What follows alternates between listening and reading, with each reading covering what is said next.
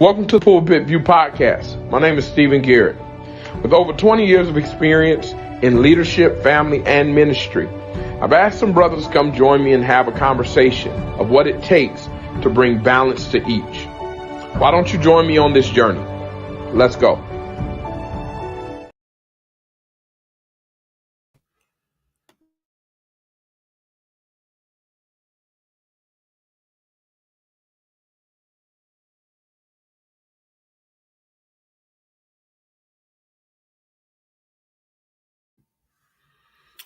Good evening, and welcome to the Pulpit View podcast. I wanted to come on tonight for a brief moment to share a thought with you and to just have a conversation.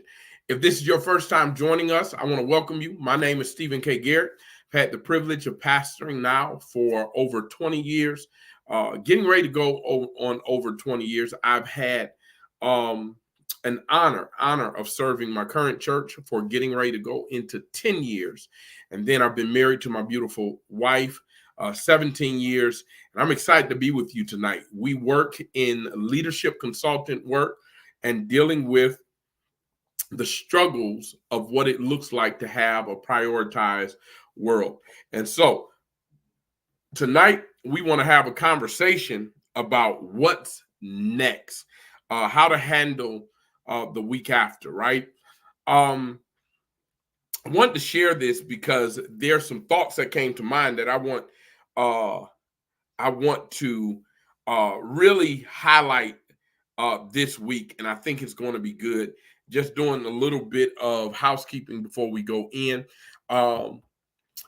Question: where are you all watching from tonight? As we get ready to have this conversation, let me know where you're watching from. Say hello. Let me know how was your Sunday? How was your Sunday? I hope it was blessed. I got a chance to see a couple of messages that of my dear friend Joshua Anthony. Got to see that of my big brother in the ministry, Pastor Daryl Caldwell, and so many others. I had the opportunity of seeing how phenomenal Easter service was for so many of you all. And I want to just celebrate with you. Dr. Wilson, I know you had a good time. I got a chance to watch you all's Good Friday service. Phenomenal. So tonight, I want to talk about this, come from this thought, how to handle the week after. There's a famous Eminem song, "Don't Judge Me." He's from Detroit. You can argue with anyone else. I'm still gonna listen. I'm still gonna listen to some stuff every now and then. I just listen to the toned down version. Off his iconic album for 8 Mile, he says something. Snap back to reality. Oops, there goes gravity. And in that line that he says, this week, as I've been watching recaps of people's Easter service, this year seemed exceptionally wonderful for people. I'm talking about, you had 7 last sayings all over the place. It was well attended in many occasions. Sunday service was phenomenal. And one of the videos I saw was from a preacher. I do not know his name, to be honest with you. Someone shared it, but he was talking about the struggles of ministry. What happens when your church was not well attended on Sunday? Or here's a better one. What happens when your church was well attended on Sunday, but it's not going to be well attended this Sunday? Not because of anything of your own, but because we might have had a packed Sunday because we had a lot of visitors. Folk have come into town. Family has come back. And now you have that high. Worship was exciting. The experience, the moment was energetic. You preach like Jesus was coming back on that same day. It wasn't just an ordinary Sunday. And here it is. You're hoping, you're praying, you're believing that God has made a shift because you're seeing what the church looked like on that day. And now you're struggling because this week on Bible study, you're back to regular numbers.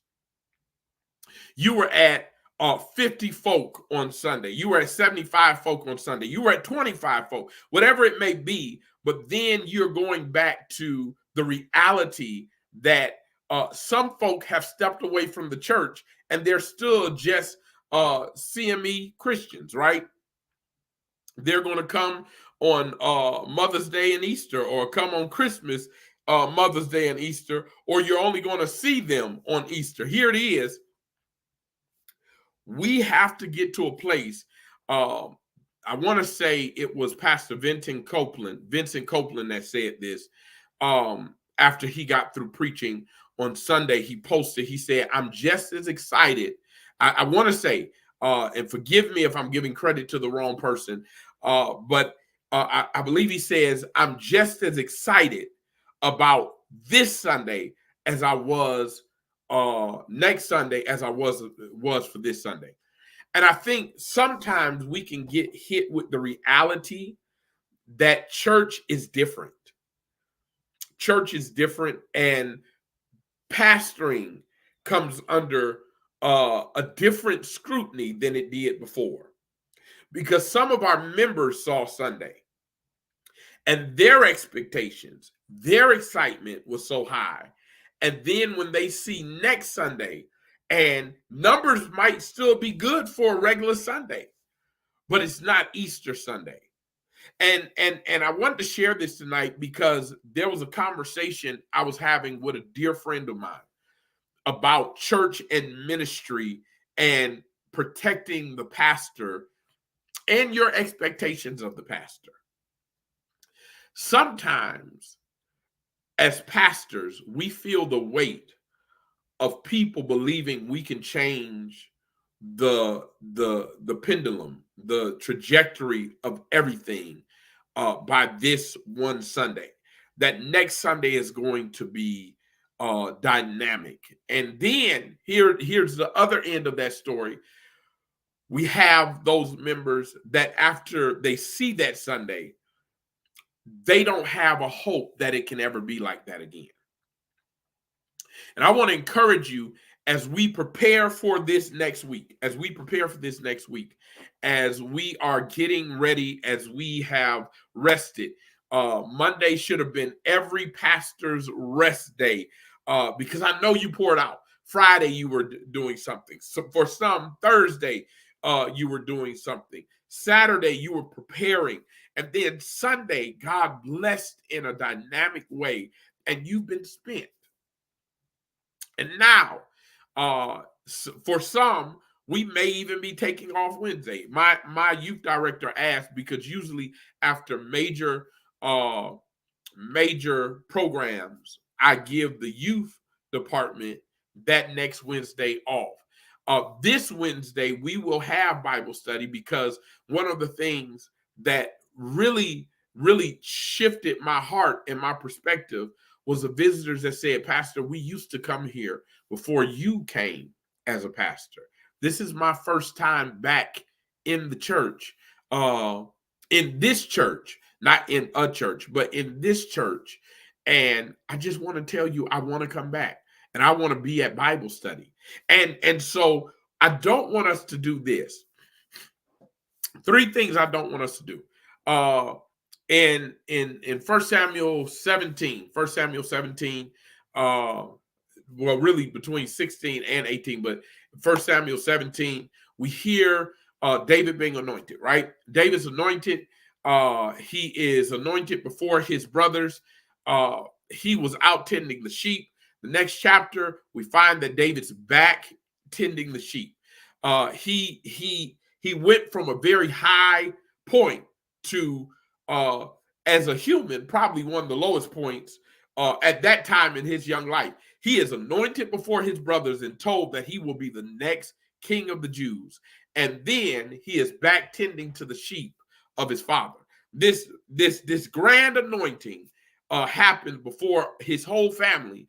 And then he's back tending the sheep. And I want to encourage you.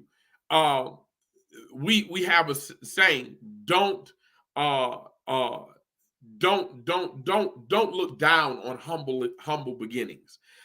Here it is. I want you to go back to tending the sheep. What you need to do next week, what you need to do this week, is go back to tending the sheep. God has blessed us to have a phenomenal. I saw so many pictures. I put up pictures of this grand occasion, but it's like a family reunion, right? Everyone comes and we love each other during that family reunion. I heard preachers saying when you have these visitors come, don't talk about how you hadn't seen them all year. Don't talk about, and they are 100% correct. But here it is. We have to go back to making sure that we don't allow this moment to get us off track from tending to the sheep.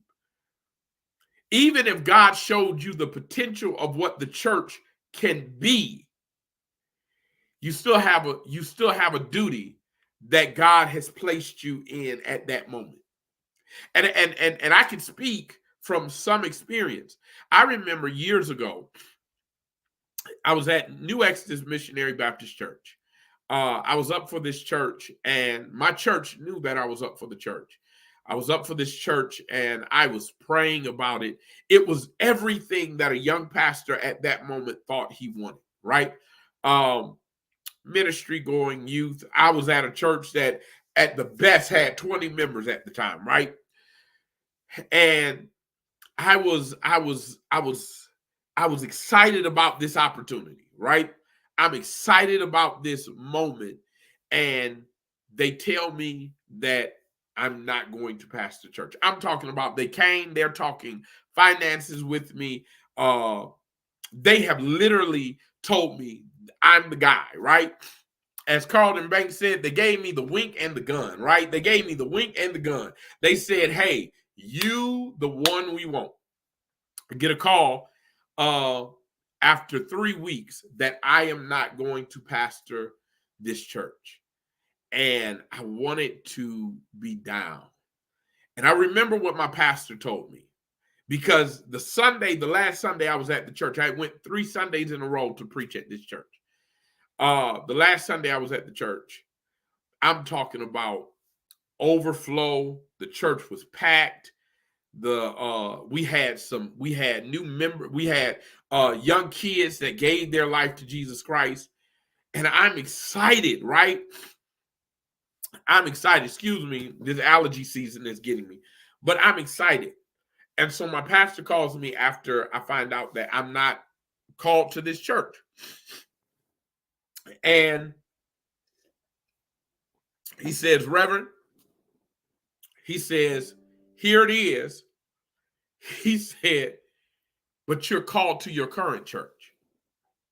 He says, it does not matter if they called you or not. Don't let that moment take you away from your task. And I want to share with you, because some of us can get that high, the endorphins are high, worship, choir and sing like they never sang before. Praise dancers to dance like they never danced before. It's no sound problems at all. Everything is crisp. I want to challenge us.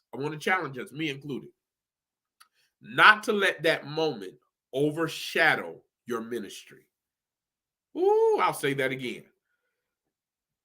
Not to let that moment overshadow your ministry. Because what we've allowed to happen, I believe,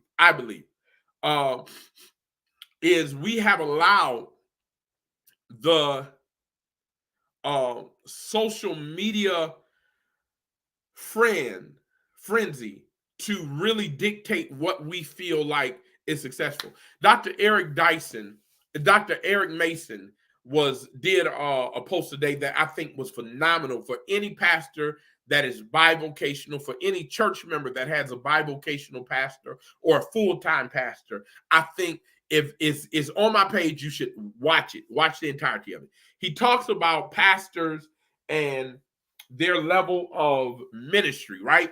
And how sometimes what happens in ministry is that the pastor is accused of bringing in all of this income.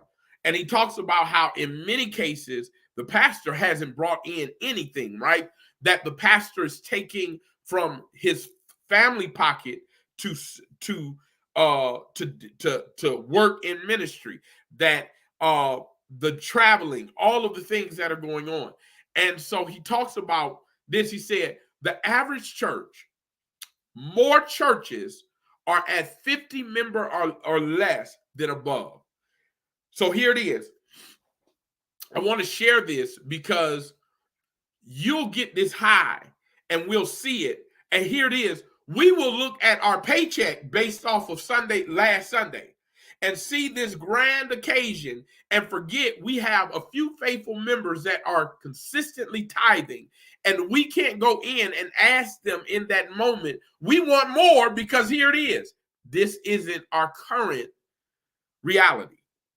It may be your future, but it's not your current reality. So what I need you to understand is, as members, don't look at that and see it and take your cue of what your pastor or who your pastor is. And pastors, don't allow it to help you think negatively of your members. So the first thing is, we got to go back to tending the sheep. Here's the next thing: embrace the moment, right? So with David, he goes to this high. He's put back at tending his sheep. He does not look at tending the sheep as less than in the moment. He is very concentrated on the moment at hand. When it's time for him to tend the sheep, he is the best shepherd at hand. When it's time for him to fight a battle, he's the best soldier at hand. Here it is. Embrace the moment. It is hard to embrace the moment when you're looking at the past. It is hard to embrace the moment when you're thinking about how everything was. Man, we would want the church members to show up like they showed up last week. We had church members that showed up in 1 week more than they did the whole year. And I'm not tearing them down. I'm talking about they were there for Thursday, they were there for Wednesday, they were there for Thursday, they were there for Friday. They took that break on Saturday. Some came in and helped on Saturday, and then they were there for Sunday morning. They came 4 times in the year already. 4 times in the year already, and they hadn't even been the rest of the year. And we can take that and say, man, this is what the church should look like. And that's valid. But I want to challenge you to embrace the moment. Thank them for the time they spent. Sunday, I am going to be spending time thanking those who sold their time, invested their time. Rather, here it is. They've invested before today, before this weekend, this past weekend, or if they'll continue to invest after this weekend. Why? Because we have to learn how to be present in the moment. And next Sunday, this coming Sunday, you got to be present in that moment. You got to be present in that moment, because here it is. God has richly given you an opportunity with those members that came. And you don't know what Sunday they decide to come back. So your sermon has to be prayed over and developed as if you're expecting them back this Sunday and next Sunday, because you don't know if they'll be back. You have to prep as if there's a lost soul that's going to be in that seat next Sunday. No matter. One of the things, another post that went viral today was done by Bishop T.D. Jakes, and he was talking about basically 20 things that pastors experience. And many of us know that his name is in the streets right now, not in a good way. And I'm not even a follower of Bishop T.D. Jakes' teaching, but I do respect him as a leader. Here it is. Someone did basically an op on it and said everything that's being said about him is what many pastors deal with, unfounded. Someone came, said something, and people been running with it. One of the things he says in that post is, he says, many pastors are going to have to learn how to carry weight and preach the promise keeping of God even when they're feeling that God is not keeping promises to them. And man, that hit me hard. How must it feel to preach on Sunday morning and see what God did this past Sunday, or be the preacher who's watching other preachers that are and seeing what God is blessing and asking God, when is it going to be my turn? I've been faithful. I've been consistent. I've stayed the course. When is it going to be my turn? And here it is. I want to tell every preacher that's on here, come on. Here it is. I want to tell every preacher, it's okay to first feel like it's unfair. We all know some preachers that are not trying to live the same standard as you are, but it just seems like grace has been flowing over them. It is okay to feel some type of way, but it's not okay to dwell there. I'll say that again. It is okay to feel some type of way that your church was not packed this Sunday, but it is not okay to dwell there.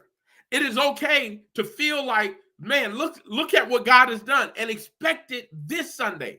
But if you don't receive it, it is okay. It is not okay to dwell there and to allow the pew to feel the pain of your disappointment. So the first thing is, here it is. The first thing is to make sure that when you're doing ministry, that you prioritize what God has given you. You prioritize what God has given you. David was tending sheep. He focused on that moment. He focused on the moment. He focused on the moment. We're going to have some grand occasions, but can you go back and focus on the moment? Can you go back and, forgive me, sinus season, allergy season, here it is.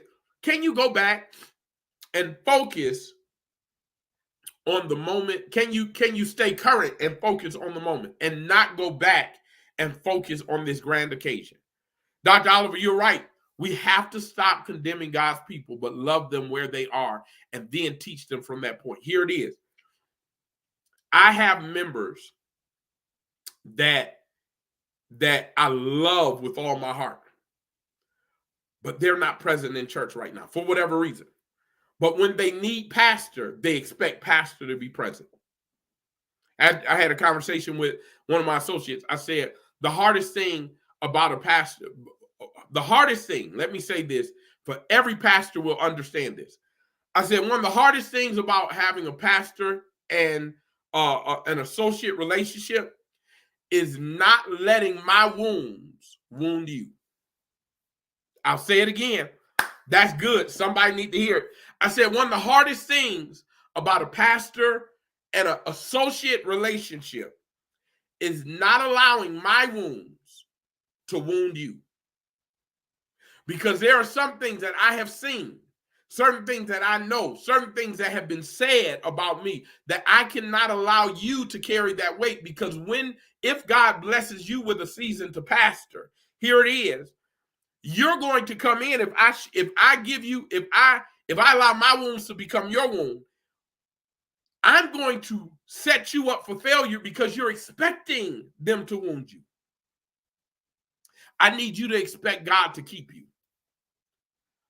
And so there's a challenge in that, right? So as we go into this next week, I need you first to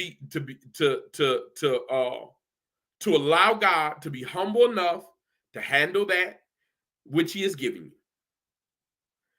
you. David was tending sheep, and he is blessed. He is blessed to be raised to the point of king, but he goes back to the place of shepherd. But then you got to embrace the moment. David did not let going back to being a shepherd keep him from being a soldier. Here's the last thing. Understand that God sees you. I want to say this to you. Dr. Tyshawn Gardner shared something. I will always remember it at one of the Pastor and Pastor Wives conference. It has blessed my soul. I was at a very tumultuous time in ministry, not because of the church. Hear me when I say this, because sometimes when we say we were at a bad time in ministry, people think it's because the church was doing something to the pastor or they were going through something. I was not. That was not the issue. I want to tell you what my issue was. I was expending more than I felt like God was blessing me with. I'm talking about on average, for those that don't know, I pastor a phenomenal church, but it's in another city. We made a step of faith because of where my children get their education from here in Montgomery, and we moved here. My church is an hour and a half away. There was a moment where I was spending, and I'm still spending roughly about $200 to $250 a week in gas. Here it is, $200 to $250 a week. Now it's maybe about $175 to $200, right? But I was spending, money. And when you tally that up, that's $1,000 a month I'm spending. Over 40,000 miles a year I'm expending in gas, right? That's what I'm doing. What we're bringing in is going back out. And I'm talking to the Lord. I'm like, Lord, I'm trying to be faithful. They're doing the best they can, and I'm trying to be faithful. What else do you want from me? And I will always remember what he said when he preached, when he taught this. He said, there are some here that think the only people that God sees while you are preaching the message is the pew. He said, but I want to tell you something. God didn't just call you, he cares for you. And man, Dr. Oliver, Dr. Lafette, Dr. Wilson, that messed me up. He said, God didn't just call you, he cares for you. And the same folk he's called you to preach and care for, he wants you to know that he cares for you as much. And it just messed my head up. Because there was a part of me that felt like in my ministry at that point that God had called me only to serve and never to receive. And I want to share with you tonight that God sees you and he knows where you are. He knows your timing. Some of us are not ready for what God wants to give us because it's just that great. I was telling a friend of mine the other day here, I said, sequoia trees do not grow on a regular basis. And the reason they don't grow on a regular basis is because they have to. Now, for those that don't know, sequoia trees are the tallest trees to exist as of right now. Redwood are the widest, right? Sequoia trees require a forest fire to grow. I think it's about 200 degrees that it has to burn for it to literally germinate the seed, right? So that means there's a process and there has to be some damage that happens for the tree to become who it is. The bamboo tree, it grows down before it goes up. It takes about 6 to 8 weeks for the bamboo tree, 6 to 8 years for the bamboo tree to grow up. But here it is, it only takes about 6 to 8 weeks for a bamboo tree to go straight to actually make the trip once it breaks through the ground and it gets to 8 feet tall or higher. Here's what I'm telling you. Some things God is fashioning you for and forming you for, and he's got you where you are and giving you a glimpse of what he wants to bless you with, but you got to be faithful to receive it. And some of us, let me say this, and listen, we're not going to stay on long, but some of us, we are cutting off our blessing because of the way we're treating the people of God when we are disappointed. I'll say it again. That church, many years later, I won't say the name of the church, but I'll say what happened. So after that church that I was up for said, listen, you're not going to be called. I went and I did as my pastor said. I stayed consistent. And here it is. We with very few people, we were feeding, we were doing ministry, we would do toy giveaways, we would do back to school giveaways, and I'm talking about with sometimes just 5 people, we were giving back to 100 people, right? Here it is. God was blessing us to do major work. A few years later, God called me to Bethlehem. The church had grown. I did not want to leave. But God told me that it was time to leave. I was afraid to say something to my members that they had called me. And so I sat down with one of the elders in the church and I told her, I said, a church has called me, Sister Williams. That was her name. And she said, oh man, Pastor, you don't know how we've been praying for you. She said, God has something bigger for you, but we have to be willing to let you go. Can I tell you, I cried like a baby that day. She said, God has something bigger for you, but we have to be prepared to let you go. She said, so we've been praying for it. She said, and Pastor, you ought not feel ashamed because you've done good work here. And I want to tell you something. So I'm pastoring Bethlehem. There was a situation that happened, not situation, there was a convention that was being held at my church. And one of the members, one of the deacons that did not vote for me at the other church, came up to me and said, Pastor Garrett, because they were without a pastor at the time. He said, we made a mistake and we're sorry. And my response to them, because I was healed, I said, listen, but God did not make a mistake. And the next pastor that you receive, if you love on them and pray for them at you all, God will expand you all's territory. I got to tell you why that's so big. Because sometimes God gives us the opportunity of seeing where we can go, but he wants to know if we can handle going back to where we were. Oh, that was good. Listen, that may have been better than I recognized. God gives us an opportunity to see where we're going, but he allows us to go back to where we were so he can see if we can handle it. Here it is. I'll say this and I'm done. David goes back tending the sheep. You all know the story. I got a bunch of preachers on here. I don't really have to tell you the whole story, but David goes back tending the sheep. He's sent out one day by his dad to go check on his brothers and drop some food off. He gets there. He sees the whole army is shaking in their boots. And what stands out to me always in that text is what he tells King Saul. He says, when King Saul says, you can't do this, King Saul, he goes back to King Saul. He says, I fought a lion and a bear to care for the sheep. This Philistine ain't got nothing on them. He says, I fought a lion and a bear. And if you've never seen a bear is bigger than the Philistine. Bears sit to 9 to 10 feet tall.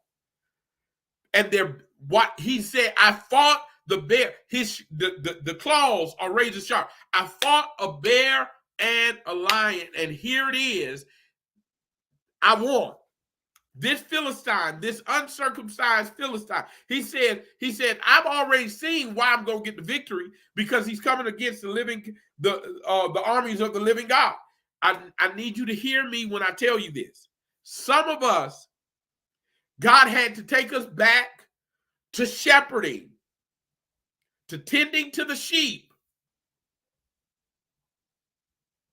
so he could see if we were ready for our Goliaths. Because we always think, I don't know where this happened, but we got to get it right? Somewhere in ministry, we have painted the picture of success as ease. My wife, she says women call it the soft life. Success in the kingdom of God does not look like ease. It looks like facing giants on a regular, facing temptation on the regular. And some of us, we want what God has for, what God has promised us, but we don't want what comes with it. And there are some things we are not prepared for, and we may not know it, but God does. He knows there's a Goliath, and you got to deal with lions and bears before you can deal with Goliath. Because Goliath got brothers. And you might be able to get through with Goliath, but are you prepared for the other family? There's going to be some other folk that you go. And here it is. There's some things bigger than Goliath that may look smaller and sweeter, but they'll take you down even harder. Such as some Bathshebas. And so here it is. The reality is some of us, after this Sunday, I want to encourage you. Everything that you spent out, this is the last thing, and I'll leave you alone. The Bible says, 1 Corinthians chapter 4, I do believe, but don't quote me. It says, I, Paul, I planted. If someone knows and it's a different text, please put it in the chat. I don't like getting scripture wrong. But he says, I, Paul, I planted, Apollos watered, but God gave the increase. Maybe your job this Easter was just to plant. And you don't get the privilege of watering. And maybe your position is to water. You're not the first sermon that pierced their heart, but this sermon messed them up. And they're going back home to wherever they came from. And God is going to bless someone else with the increase. But here it is. If you can learn to tend to the sheep, to embrace the current position, and here it is, to know that God sees you, it will be your season to reap. I have some new members that are coming in, and I have some old members that I wish to God I could say it was my teaching that made them the person that they are. I can say that I've added to it, but God has called me to maintain them. God has not called me to change them, to maintain them. Some of them have come in with a servant's heart. I didn't give them that servant's heart. God gave them that servant's heart, and he blessed me with them. I got some men that if I say it needs to get done, they're going to get it done. I wish I could say I did that. I did not do that. So here it is. We don't get to reap the benefits of God without having to do the work that God has told us to do. So maybe God has told you to plant the seed this season. And so you saw Sunday, but your only job was to plant a seed. And it may not be for you to receive the increase just yet. Or you're watering.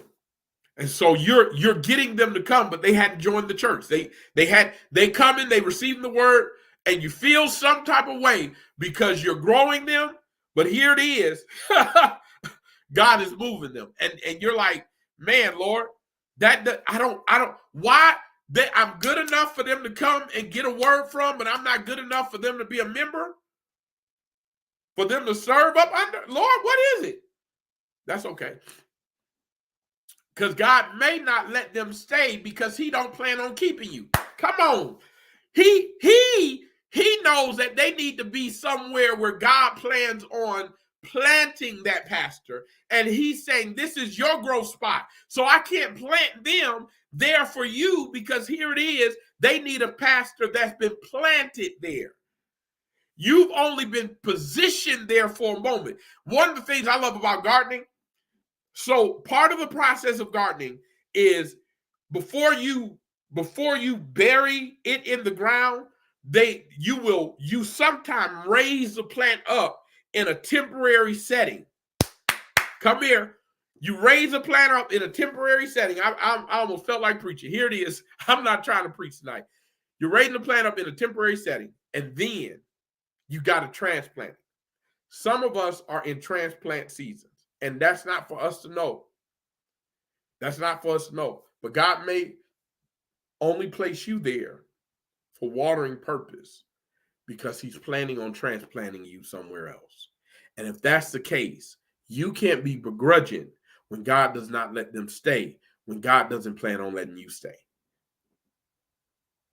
And here's the last thing. If you are one of the few that are reaping the benefits, we cannot allow our pride to get in the way because God has given us increase and somebody else hasn't. I am for every pastor that shows another pastor how to grow the congregation. That is phenomenal. It is a blessing if you are skilled in that area. But here it is. Do not allow yourself to get so built up to forget one of the young men in Christ. We all know he went viral for walking it out.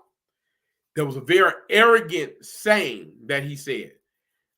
He basically told everyone who had anything negative to say about his service to shut up because he brought 150 people. I'm not about to get all into it, but here it is.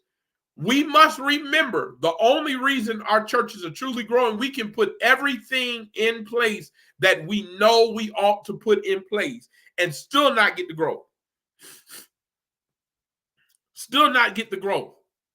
I want to tell you, there was somebody that played better than Michael Jordan, but they never got the limelight. They didn't go to college. They did not. It wasn't where it was, where it is today. So you couldn't just get highlights and go to the league. You had to go through the process, and they were better, but they never saw it, and we'll never know who that person was. There are other preachers that are more theologically sound than someone else. We got a young preacher now by the name of Mike Todd. Whether you like him or not, I'm not here to debate on that, whether you agree. I don't follow his theological principle, but here it is. We don't get to decide where God is growing people. What we have to do is work on what God has called us to do. That's our job. That is our job. That is our job. Our job in this season, please hear me, and I am about to get off because I just wanted to share this with you. Please hear me. Our job in this season is to tend to what God has given us, be present in the moment, and know that he sees you. And then, after you've done that, be comfortable with watering, with planting, watering, or receiving, because some of us are in our season of receiving. And some of us are in our season of watering. And some of us are in our season of planting. And there are some preachers, they can plant. When they preach a word, it pierces the people's heart. And they're looking for somewhere to be saved. They've been saved, but they didn't grow up under there. And we have to appreciate the process that God had. And never get so confident in our own abilities or our own self to think that because you were able to eloquently say the Greek text, the Hebrew text, that it was you who brought that person and not God who brought that person. It was you who watered that person and not God who watered. It was you who gave the increase. You can be the best pastor. I'll tell you this, and we're done tonight. I got to get some more work done. Here it is, and I got to take some medicine. Y'all can hear me sniffling. Here it is. Pastor said something to me once that I want to share with you. He shared it with me, and I want to share it with you. He said, Reverend, he said, we are here for a moment. How dare we think that we're that major in the story? I'll say it again. He says, we're here for a moment. How dare we think we're that major in the story? But here it is. He said, but how dare we not appreciate everyone that's a part of the story? That's a word. We are a part of the story. Somebody heard you Sunday morning. I want to tell you, phenomenal job, because you let the Holy Spirit work through you. They heard you, and you were a major part of their story. But you're not the only part of their story. So somebody is going to reap because of what you sowed that day. Somebody's going to reap because of what you watered that day. Or maybe you're going to reap for what someone else sowed and watered. Listen, here's what I'm going to ask you. Always ask every time. Only two things that I'm ever going to ask. this is that you like and share the video. Would you please do it? We're trying to expand our reach. We're trying to get it further.